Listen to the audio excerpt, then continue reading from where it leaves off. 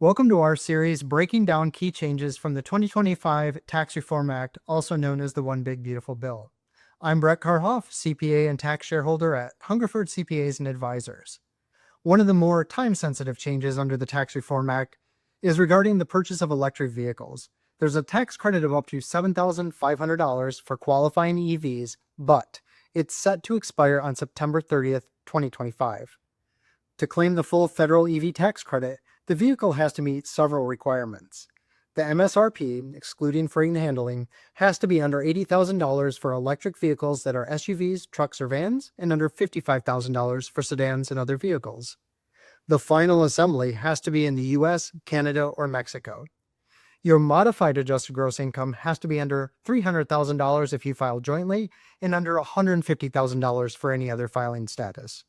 Additionally, the vehicle must meet critical mineral and battery requirements.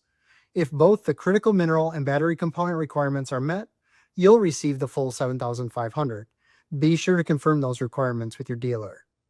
Let's use this 2025 Kia EV6 as an example. From the window sticker, you can tell a few things right away. The MSRP is $52,865, and this is under the $55,000 cap for sedans and other vehicles.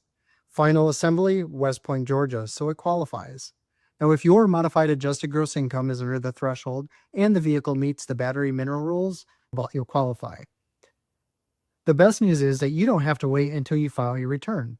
You can elect to transfer the credit to the dealer for an instant discount on the final price of the vehicle. The credit isn't just for new vehicles either.